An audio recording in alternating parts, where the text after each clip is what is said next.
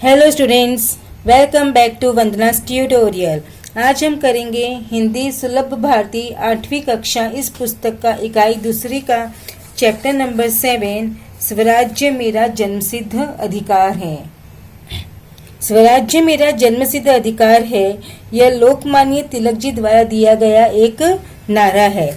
जब हमारा देश पराधीन था, मतलब जब हमारा देश आज़ाद नहीं था और ब्रिटिश लोगों का हमारे ऊपर रूल था, उस वक्त गंगाधर जी ने यह नारा दिया, स्वराज्य मेरा जन्मसिद्ध अधिकार है। इस नारे के बदौलत जो लाखों करोड़ों जो भारतीय थे, उनके दिलों में उन्होंने स्वतंत्रता की भावना को भर दिया था। और तिलक जी है जी, उनका क्या मानना था कि जो हमारा आत्मा है उसको कोई भी शस्त्र या अस्त्र मार नहीं सकता है, आग जला नहीं सकती है और जल या आंधी उसे समाप्त नहीं कर सकती है। उसी तरह हमारा जो स्वतंत्रता रहने का अधिकार है वो हमसे कोई भी छीन नहीं सकता। तो ये जो लेसन है बच्चों, ये उनके ही भाषण का एक अंश यहाँ पर दिया है। तो इन्हें लिखा है लोकमान्य बाल गंगाधर तिलक जी ने। इनका परिचय हम जान लेते हैं। जन्म 1856, दापोली, रत्नागिरी, महाराष्ट्र। इनकी मृत्यु हुई थी 1920, मुंबई, महाराष्ट्र। परिचय: बाल गंगाधर तिलक जी एक शिक्षक, सामाजिक कार्यकर्ता एवं प्रसिद्ध वकील थे। तो जो गंगाधर जी है वो एक शिक्षक थे, मतलब एक टीचर थे, एक सोशल वर्कर थे और एक फेमस लॉयर भी थे। आप देश के पहले ऐसे स्वतंत्रता सेनानी रहे जिन्होंने पूर्ण स्वराज की मांग करके अंग्रेजों के मन में खौफ पैदा कर दिया था। जो गंगाधर जी थे, जो लोकमान्य जी थे, वो सबसे पहले ऐसे फ्रीडम फाइटर थे जिन्होंने पूर्ण स्वराज्य की मांग की थी, मतलब कंप्लीट इंडिपेंडेंस को चाहिए, ये उन्होंने डिमांड किया था। और उसकी वजह से जो अंग्रेज थे, जो ब्रिटिशर्स थे, उनके मन में क्या पैदा हो गया था? डर पैदा हो गया था। जन समाज ने आपको लोकमान्य की उपाधि दी थी। और जो जन समाज है, यानी कि जैसे आप लोग, हम लोग हैं, हमने ही उन्हें, हम पब्लिक ने उन्हें लोकमान्य की उपाधि दी थी, यानी टाइटल दिया था। इनकी प्रमुख कृतियां हैं गीता रहस्य, वेदकाल का निर्णय, आर्यों का मूल निवास स्थान, वेदों का काल निर्णय और वेदांग ज्योतिष आदि। जो ये प्रस्तुत पाठ है उसमें उन्होंने क्या बताया है? प्रस्तुत भाषण में तिलक जी ने स्वराज्य के अधिकार को आत्मा की तरह अजर अमर बताया है। क्या बताया है उन्होंने? जैसे हमारा शरीर मरता है पर आत्मा नहीं मरती है, उसी तरह जो हमारा स्वराज्य का अधिकार है वो क्या है? हमारी आत्मा की तरह अजर अमर है, वो कभी नहीं मिटने वाली। यहाँ तिलक जी ने राजनीति, धर्म, स्वशासन आदि का विस्तृत विवेचन किया है। पॉलिटिक्स का, मतलब जो धर्म है, रिलीजन का, खुद का शासन, इंडिपेंडेंस का उन्होंने यहाँ पर हमको एक्सप्लेन किया है। प्रस्तुत पाठ से स्वराज्य के प्रति तिलक जी की अटूट प्रतिबद्धता दिखाई पड़ती है। तो ये जो भाषण है, ये जो पाठ है, उससे जो हमारे तिलक जी थे उन्होंने ये दिखाई देता है कि उन्हें कंप्लीट विश्वास था, अटूट विश्वास था कि जो स्वराज्य है वो हमें मिलेगा, फ्रीडम हमें मिलेगी। तो अब हम इसका लाइन बाय लाइन एक्सप्लेनेशन देख लेते हैं। बच्चों, इसी वीडियो में आपको इस चैप्टर के क्वेश्चन आंसर्स भी मिलेंगे, तो आप अंत तक वीडियो को जरूर देखिए। मैं यद्यपि शरीर से बूढ़ा किंतु उत्साह में जवान हूँ। तो जो लोकमान्य जी वो क्या कह रहे हैं अपने भाषण में? मैं शरीर से बूढ़ा हो चुका हूँ, मैं तन से बूढ़ा हो चुका हूँ, लेकिन जो मेरा उत्साह है, जो मेरी एक्साइटमेंट है, वो मैं उससे क्या हूँ? जवान हूँ, यंग हूँ। मैं युवावस्था के इस विशेषाधिकार को छोड़ना नहीं चाहता। मैं, हमारी जो युवावस्था होती है, यंग एज होती है, उसमें जो हमें विशेष अधिकार मिला है, उस अधिकार को मैं छोड़ना नहीं चाहता हूँ। अपनी विचार शक्ति को सबल बनाने से इनकार करना यह स्वीकार करने के समान होगा कि मुझे इस प्रस्ताव पर बोलने का कोई अधिकार नहीं है। यानी कि जो लोकमान्य जी वो क्या कहते हैं कि भले ही मैं तन से बूढ़ा हूँ लेकिन मैं मन से बूढ़ा नहीं हूँ। ये मेरी विचार शक्ति है, ये मेरा मानना है। और इसको मुझे सबल बनाने से इनकार करना, मतलब मजबूत बनाने से अगर मैं इनकार कर दूं और अगर यह बात को मैं खुद मानूं नहीं, तो यह मुझे ये एक्सेप्ट करना होगा कि मुझे यहाँ पर भाषण देने का या ये प्रस्ताव करने का कोई भी अधिकार नहीं है, कोई भी राइट्स नहीं है। क्योंकि इंसान तन से बूढ़ा हो जाए पर मन से कभी भी बूढ़ा नहीं होना चाहिए। अब जो मैं बोलने जा रहा हूँ वह चिर युवा है। तो ये जो गंगाधर जी क्या कहते हैं, जो अब मैं बोलने जा रहा हूँ, मैं जो भाषण देने जा रहा हूँ वो क्या है, युवा है, चिर युवा है। वो हमेशा युवा ही रहेगा, कभी वो बूढ़ा नहीं होगा। शरीर बूढ़ा जर्जर हो सकता है और नष्ट भी हो सकता है। जो हमारा शरीर है वो क्या है, बूढ़ा हो सकता है, जर्जर हो सकता है, मतलब हम दुर्बल हो सकते हैं, कमज़ोर हो सकते हैं और नष्ट भी हो सकता है, क्योंकि इंसान मरता है। तो शरीर तो हमारा बूढ़ा हो जाएगा, दुर्बल हो जाएगा, मर जाएगा, परंतु हमारी आत्मा अमर है। लेकिन हमारी जो आत्मा है वो क्या है, वो अमर है। आत्मा मतलब क्या होता है बच्चों, जो सोल है वो कभी भी मरती नहीं है। वो क्या है, अजर अमर अविनाशी है। उसी प्रकार हो हमारी होम रूल गतिविधियों में भले ही सुस्ती दिखाई दे, उसके पीछे छिपी भावना अमर एवं अविनाशी है। तो लोकमान्य गंगाधर जी ने वही हमें स्वतंत्रता दिलाएगी। बच्चों जो ये होम रूल है वो क्या है, एक आंदोलन है जब जो फ्रीडम फाइटर्स ने स्टार्ट किया था ब्रिटिशर्स के अगेंस्ट में। तो वही हमारे जो तिलक जी है वो कह रहे हैं कि चाहे हमारी जो होम रूल की अभी जो गतिविधियां हैं, जो एक्टिविटीज है, वो भले ही सुस्ती दिखाई दे, मतलब वो अभी हमको बहुत कमजोर दिखाई दे, स्लो दिखाई दे, परंतु जो होम रूल को हमारे स्टार्ट करने के पीछे की जो हमारी भावना है, जो फीलिंग्स है, वो क्या है, अमर है, अविनाशी है। वो हमारी जो भावनाएं हैं वो कभी नष्ट नहीं होगी, कभी वो खत्म होने वाली नहीं है। और यही हमारी दृढ़ता, यही विचारों की दृढ़ता हमें क्या दिलाएगी, स्वतंत्रता दिलाएगी, यानी हमें फ्रीडम दिलाएगी। आत्मा ही परमात्मा है और मन को तब तक शांति नहीं मिलेगी जब तक वह ईश्वर से एकाकार न हो जाए। तो जो हमारी गंगाधर जी है वो क्या कहते हैं, जो आत्मा है हमारे शरीर की वही क्या है, परमात्मा है। और हमारे मन को तब तक शांति नहीं मिलेगी जब तक वह ईश्वर से एकाकार नहीं हो जाए। तो हमारे मन में शांति कब नहीं होती, जब हमारा शरीर है, जो हमारा मन है वो क्या रहता है, बेचैन होता है। तो हमारा जो मन है वो शांत नहीं रहता है।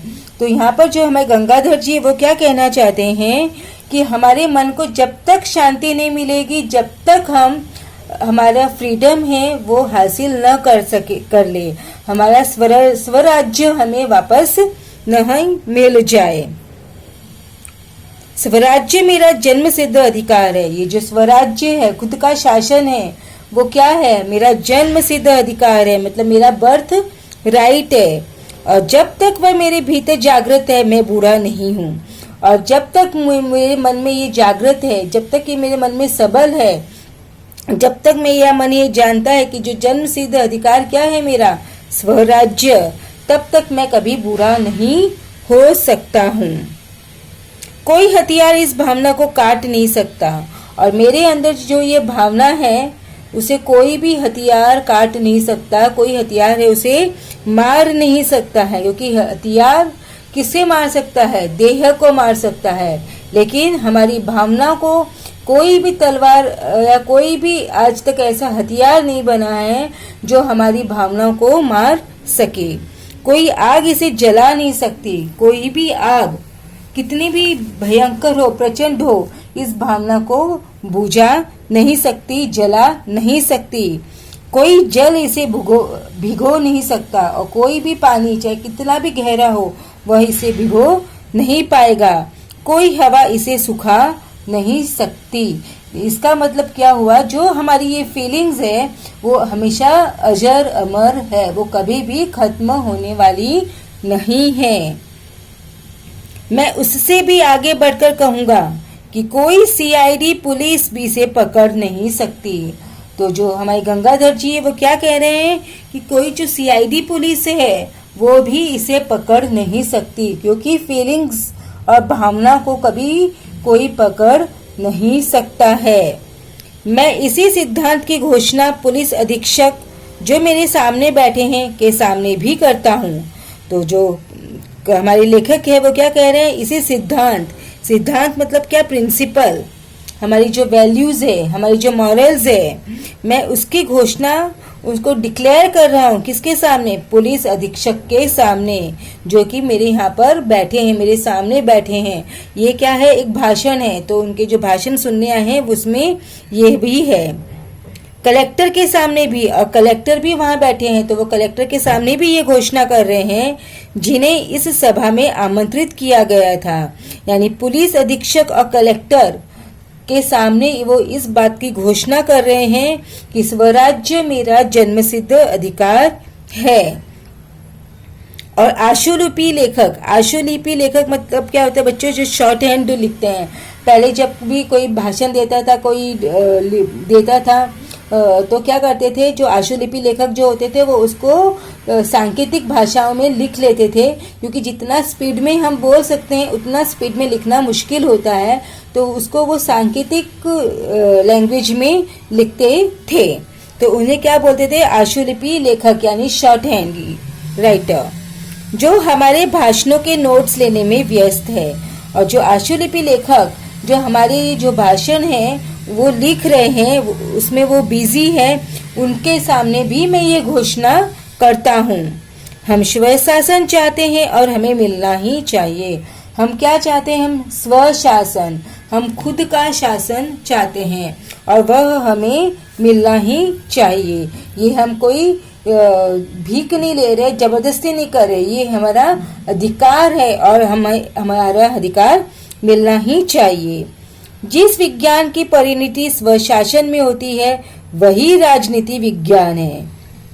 तो जो विज्ञान, जो साइंस की परिणति खुद के शासन में होती है, क्योंकि जो हमारा खुद का है उसमें हम हमारे जो रूल्स एंड रेगुलेशंस बनाते हैं वही राजनीति विज्ञान है। यानी वही क्या है, पॉलिटिकल साइंस है, न कि वह जिसकी परिणति दास्ता में हो। तो वह नहीं है कि जिसकी जो परिणति है वो किसमें हो, दास्ता में हो, यानी कि हम उनके गुलाम बने हुए रहे।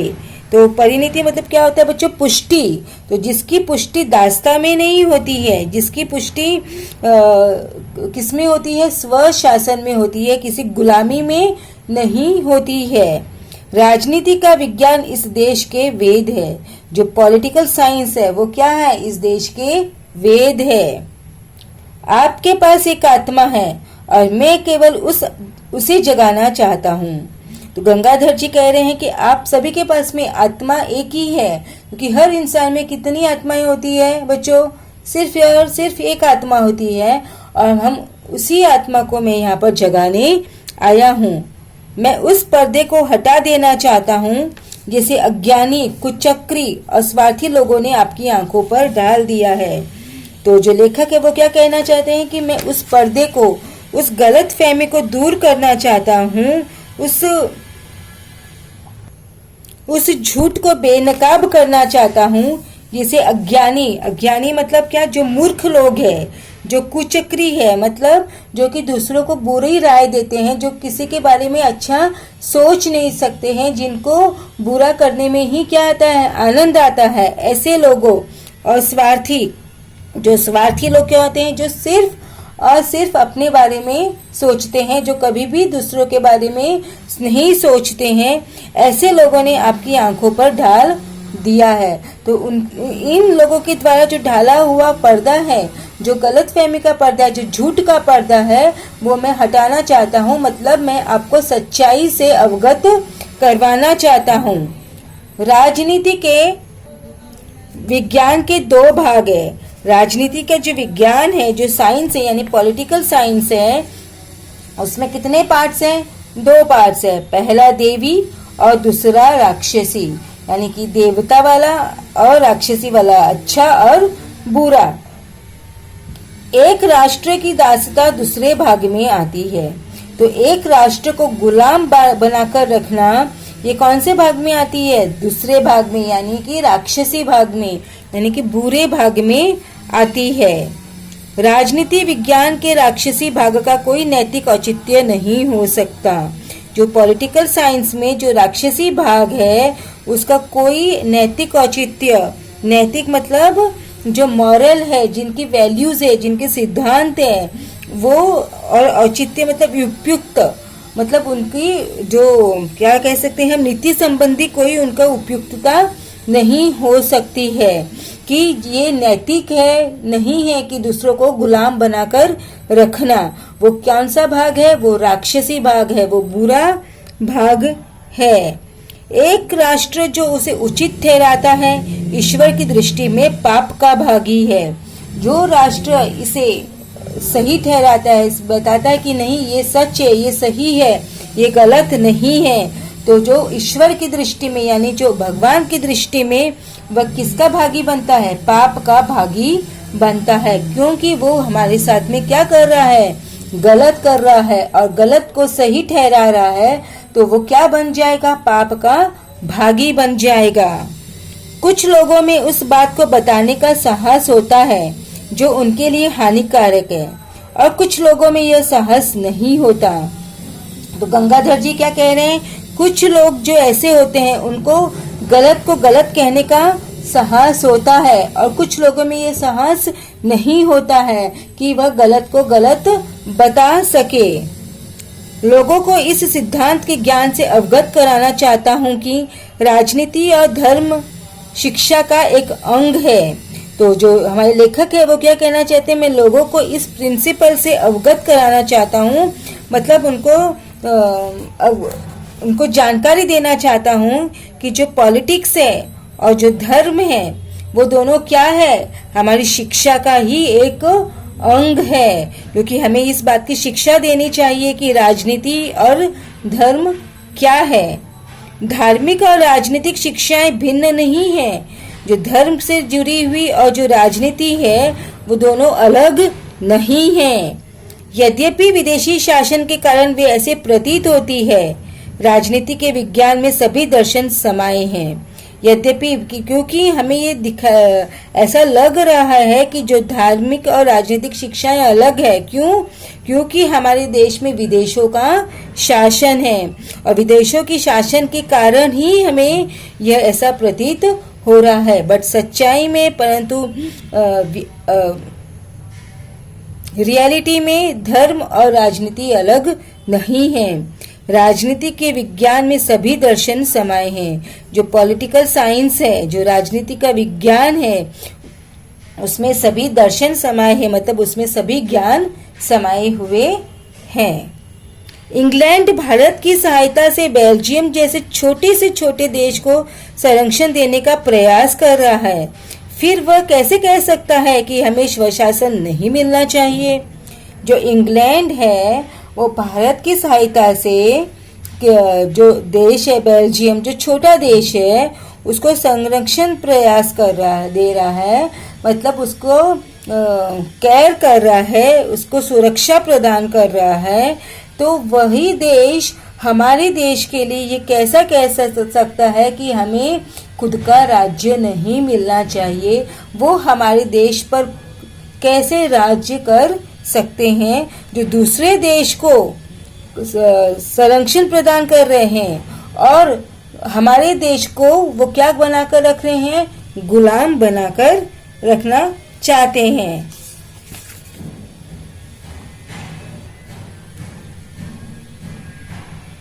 जो हम में दोष देखते हैं वे लोभी प्रकृति के लोग हैं, परंतु ऐसे भी लोग हैं जो परम कृपालु ईश्वर में भी दोष देखते हैं। तो जो लेखक है वो क्या कहते हैं? जो हम में दोष देख रहे हैं, हम में गलतियां ढूंढ रहे हैं, वो कैसे लोग हैं? लालची लोग हैं। लेकिन लोगों का क्या है? लोग तो जो ईश्वर है, कृपालु है, जो भगवान सब पे दया करता है, उसमें भी क्या देखते हैं? दोष देखते हैं, उसमें भी गलतियां निकालते हैं। हम तो क्या है? हम तो इंसान हैं। हमें किसी बात की परवाह किए बिना अपने राष्ट्र की आत्मा की रक्षा करने के लिए कठोर प्रयास करने चाहिए।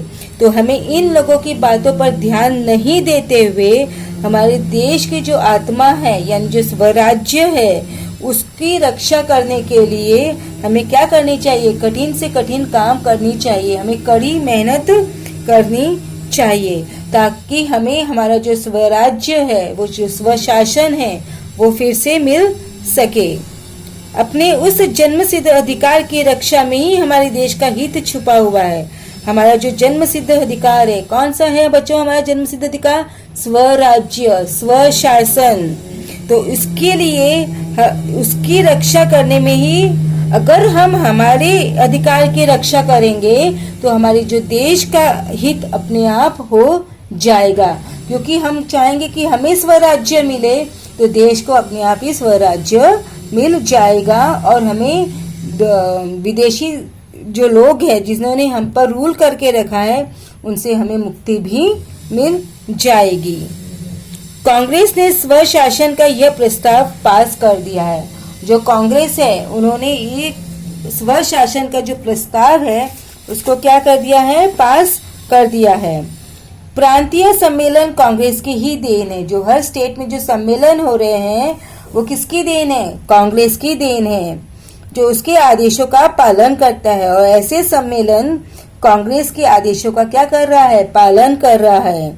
इस प्रस्ताव को लागू कराने हेतु कार्य करने के लिए हम कृत संकल्प हैं। चाहे ऐसे प्रयास हमें मरुभूमि में ही ले जाए, चाहे हमें अज्ञातवास में रहना पड़े, चाहे हमें कितने ही कष्ट उठाने पड़े या अंत में चाहे जान ही गंवानी पड़े। तो जो लेखक है, जो गंगाधर जी, वो क्या कह रहे हैं कि ये जो प्रस्ताव है, स्वशासन का प्रस्ताव है, इसको इम्प्लीमेंट करने के लिए, लागू करने के लिए हम कठिन से कठिन कार्य करने को तैयार है। हम इसको पूर्ण करने के लिए कृत संकल्प है। कृत संकल्प का मतलब हम दृढ़ निश्चय है, हमने पूरा निश्चय बना लिया है कि हम ये पाकर ही रहेंगे। और इस प्रयासों में, ऐसी कोशिशों में अगर हम मरुभूमि में ही ले जाए, मरुभूमि क्या होता है बच्चों? जो बैरन लैंड होती है, बंजर भूमि होती है, चाहे ऐसी कोशिश करते करते हम कहीं बंजर भूमि में ही नहीं पहुंच जाए, चाहे हमें अज्ञातवास में ही क्यों न रहना पड़े, मतलब हमें उनसे छुपकर ही क्यों न रहना पड़े, चाहे हम कितने ही कष्ट उठाएं, कितने ही तकलीफें उठाएं, या फिर चाहे हमें हमारी जान ही क्यों न गंवानी पड़े, लेकिन हम हमारा जो स्वशासन है, जो स्वराज्य है, उसे प्राप्त कर कर ही रहेंगे। श्री रामचंद्र ने ऐसा किया था। तो यहाँ पे जो लेखक है वो श्री रामचंद्र जी का उदाहरण देते हुए बता रहे हैं कि हमें भी हमारा स्वशासन वापस लेना है। उस प्रस्ताव को केवल तालियां बजाकर पास न कराएं, बल्कि इस प्रतिज्ञा के साथ कराएं कि आप उसके लिए काम करेंगे। तो जो लेखक है वो क्या कह रहे हैं कि सिर्फ तालियां बजाकर इस प्रस्ताव को पास मत कराओ कि बस तालियां बजा दी और हमारा प्रस्ताव है वो पास हो गया, नहीं, बल्कि हमें इस प्रस्ताव को पूरा करने के लिए, इम्प्लीमेंट करने के लिए हमें काम भी करना होगा। हम सभी संभव संवैधानिक और विधि सम्मत तरीकों से स्वशासन की प्राप्ति के लिए कार्य करेंगे। तो हम जो भी पॉसिबल है, संवैधानिक मतलब क्या होता है? जो हमारे कॉन्स्टिट्यूशन से संबंधित है, और जो विधि सम्मत जो लीगली सही है, उस तरीकों से हम स्वराज्य को प्राप्त करेंगे, स्वराज्य हम लेकर रहेंगे। यानी जो हम कॉन्स्टिट्यूशंस के भी खिलाफ नहीं जाएंगे और लीगली जो राइट है उसके भी अगेंस्ट में हम नहीं जाएंगे, बल्कि उन सबको हम साथ में लेकर हमारा स्वराज्य है वो प्राप्त करने के लिए पूरी कोशिश करेंगे। जॉर्ज ने खुलकर स्वीकार किया है कि भारत के सहयोग के बिना इंग्लैंड अब नहीं चल सकता है। जो जॉर्ज कौन थे? इंग्लैंड के प्रधानमंत्री। तो उन्होंने भी यह स्वीकार किया है, यह बात को माना है कि भारत के सहयोग के बिना अब इंग्लैंड नहीं चल सकता, क्योंकि जब तक भारत इंग्लैंड को हेल्प नहीं करेगा तब तक इंग्लैंड अब नहीं चलने वाला है। 5000 वर्ष पुराने एक राष्ट्र के बारे में सारी धारणाएं बदलनी होगी। जो 5000 वर्ष पुराना हमारा जो राष्ट्र है, हमारा जो भारत है, उसके बारे में जो धारणाएं बनी हुई है, जो मान्यताएं बनी हुई है, उन सबको हमें क्या करना होगा, बदलना होगा। जो उनके पक्के विचार करके रखे हैं कि नहीं हम तो भारत में रूल कर सकते हैं, लेकिन नहीं, अब उन्हें अपनी इन विचारों को बदलना होगा। फ्रांसीसी रणभूमि में भारतीय सैनिकों ने ब्रिटिश सैनिकों की जान बचाकर अपनी बहादुरी का परिचय दिया है। जब फ्रांस के साथ में वॉर हुआ था तो हमारे जो इंडियन सोल्जर्स थे उन्होंने ब्रिटिश सोल्जर्स की जान बचाई थी और अपनी ब्रेवरी का सबूत दिया था कि वो कितने ब्रेव है, कितने करेजियस है, कितने हिम्मत वाले हैं। तो जब वह ब्रिटिश सैनिकों की जान बचा सकते हैं तो वो हमारे खुद के देश के लिए भी लड़ सकते हैं। हम उन्हें बता देना चाहिए कि हम 30 करोड़ भारतीय साम्राज्य के लिए अपनी जान भी देने को तैयार है। तो हमें उन्हें, हम मतलब जो भारतवासी है, उन्हें मतलब कौन, जो ब्रिटिशर्स है, हमें उनको बताना है कि हम 30 करोड़ भारत के लोग हैं। उस वक्त हमारे देश की जनसंख्या 30 करोड़ थी। तो जब 30 करोड़ जो भारत की जो साम्राज्य के लोग हैं वो अपनी देश के लिए, अपनी स्वतंत्रता के लिए, अपनी आज़ादी के लिए अपनी जान तक देने को तैयार है और हम हमारा जो स्वराज्य है वो हम वापस लेकर ही रहेंगे। तो बच्चों, आई होप आपको ये लेसन है वो अच्छी तरह से समझ में आ गया। अब हम करेंगे इस चैप्टर के क्वेश्चन आंसर्स। संचार पूर्ण कीजिए। ये करने पड़े तो भी प्रांतीय सम्मेलन का प्रस्ताव लागू करने के प्रति दृढ़ता। ऐसे प्रयास हमें मरुभूमि में ही ले जाए, हमें अज्ञातवास में रहना पड़े, हमें कितने ही कष्ट उठाने पड़े, हमें जान ही गंवानी पड़े। निम्नलिखित विधान को सही करके लिखिए। प्रांतीय सम्मेलन अंग्रेजों की देन है। प्रांतीय सम्मेलन कांग्रेस की देन है। वाक्य पूर्ण कीजिए। हम सभी संवैधानिक और विधि सम्मत तरीकों से स्वशासन की प्राप्ति के लिए कार्य करेंगे। जॉर्ज ने खुलकर स्वीकार किया है कि भारत के सहयोग के बिना इंग्लैंड अब चल नहीं सकता।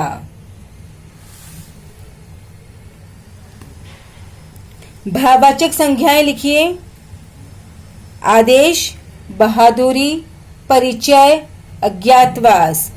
विलोम शब्द, पालन, उल्लंघन, संभव, असंभव, सहयोग, असहयोग, संवैधानिक, असंवैधानिक। निम्नलिखित विधानों को सही करके लिखिए। तिलक जी ने कहा है कि वे यद्यपि शरीर से जवान हैं किंतु उत्साह में बूढ़े हैं। तिलक जी ने कहा है कि वे यद्यपि शरीर से बूढ़े हैं किंतु उत्साह में जवान हैं। आत्मा बूढ़ी जर्जर हो सकती है और नष्ट भी हो सकती है, परंतु शरीर अमर है। शरीर बूढ़ा जर्जर हो सकता है और नष्ट भी हो सकता है, परंतु आत्मा अमर है। लोकमान्य तिलक जी द्वारा दिया गया नारा, स्वराज्य मेरा जन्म सिद्ध अधिकार है। जन्म सिद्ध अधिकार की भावना की विशेषताएं, कोई हथियार इसे काट नहीं सकता, कोई आग इसे जला नहीं सकती, कोई जल इसे भिगो नहीं सकता, कोई हवा इसे सुखा नहीं सकती। निम्नलिखित शब्दों के पर्यायवाची शब्द लिखिए। हवा समीर, आग अनल, पानी सलील, जवान युवा। निम्नलिखित शब्दों के लिए शब्द युग्म समूह लिखिए। अमर, जो कभी न मरे, अविनाशी, जिसका कभी विनाश न हो। होम रूल पर टिप्पणी लिखिए। बाल गंगाधर तिलक ने 1916 में होम रूल लीग की स्थापना की। इसकी स्थापना के उत्तरदायी अनेक कारक थे। प्रथम, विश्व युद्ध में ब्रिटेन द्वारा भारतीय संसाधनों का खुलकर उपयोग किया गया। इस क्षतिपूर्ति के लिए युद्ध के उपरांत भारतीयों पर भारी कर लाद दिए गए। साथ ही जीवनोपयोगी वस्तुओं की कीमतें आसमान छूने लगी। त्रस्त भारतवासी सरकार विरोधी आंदोलन में भाग लेने हेतु तत्पर थे। राष्ट्रवादियों के एक वर्ग का मानना था कि सरकार का ध्यान आकर्षित करते हुए उस पर दबाव डालना आवश्यक है। होम रूल लीग की शाखाएं महाराष्ट्र, कर्नाटक, मध्य प्रांत एवं बराड़ में खोली गई। स्वराज्य की मांग, भाषाई प्रांतों की स्थापना तथा शिक्षा के प्रसार प्रचार को लीग ने अपना मुख्य लक्ष्य घोषित किया। होम रूल आंदोलन की धीरे धीरे लोकप्रिय होने लगा तथा इसके समर्थकों की संख्या बढ़ने लगी। लीग द्वारा सामाजिक कार्यों का आयोजन किया गया तथा स्थानीय प्रशासन के कार्यों में भागीदारी निभाई गई। टिप्पणी लिखिए। लोकमान्य तिलक। लोकमान्य बाल गंगाधर तिलक का जन्म 23 जुलाई 1856 को महाराष्ट्र के रत्नागिरी जिले के चिखली गांव में एक सुसंस्कृत मध्यम वर्गीय ब्राह्मण परिवार में हुआ। इनके पिता अपने समय के लोकप्रिय शिक्षक थे। बालक तिलक बचपन से ही मेधावी थे। तिलक ने बीए ऑनर्स के बाद मुंबई से एलएलबी की परीक्षा पास की। वे उन दिनों भी सोचा करते थे कि देशवासियों की सेवा के लिए सर्वोत्तम योजना क्या हो सकती है। उन्होंने 1880 में न्यू इंग्लिश स्कूल और कुछ साल बाद फर्ग्यूसन कॉलेज की स्थापना की। तिलक हिंदुस्तान के एक प्रमुख नेता, समाज सुधारक और स्वतंत्रता सेनानी थे। पराधीन भारत में सबसे पहले इन्होंने ही पूर्ण स्वराज्य की मांग उठाई थी। लोग सम्मान के साथ उन्हें लोकमान्य नाम से पुकारते थे। तिलक ने जन जागृति के लिए महाराष्ट्र में गणेश उत्सव और शिवाजी उत्सव मनाना शुरू किया। उन्होंने मराठी में मराठा दर्पण व केसरी नाम से 2 समाचार पत्र शुरू किए। इनमें अंग्रेजी शासन की क्रूरता का चित्रण, अंग्रेजों के अन्याय के विरुद्ध संघर्ष की प्रेरणा और जनता में देश विदेश की भावना जगाने का प्रयास किया जाता था। तिलक अपने क्रांतिकारी विचारों के लिए जाने जाते थे। देश की अथक सेवा करते हुए भारत माता का यह सपूत 1 अगस्त 1920 को चिर निद्रा में लीन हो गया। स्वमत। प्रथम विश्व युद्ध में फ्रांस में भारतीय सैनिकों की वीरता विषय पर अपने विचार लिखिए। बच्चों, इसे मैं पढ़ नहीं रही हूँ, आप इसे देखकर लिख सकते हैं अपने आप।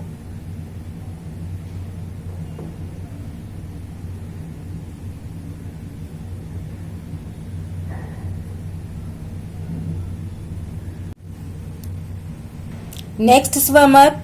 स्वार्थ मनुष्य को अंधा कर देता है विषय पर अपने विचार लिखिए। आप इन्हें देखकर लिख सकते हो या स्क्रीनशॉट लेकर रख लीजिए, तभी आप बाद में भी इसे देखकर लिख सकते हैं।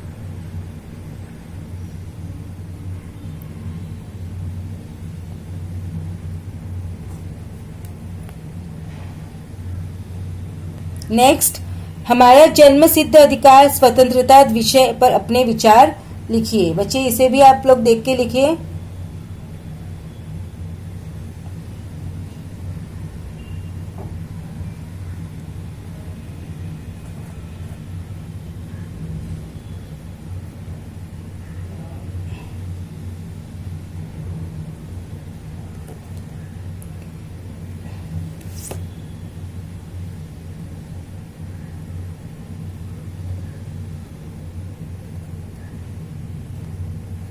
प्रथम विश्व युद्ध में फ्रांस में भारतीय सैनिकों की वीरता विषय पर अपने विचार लिखिए।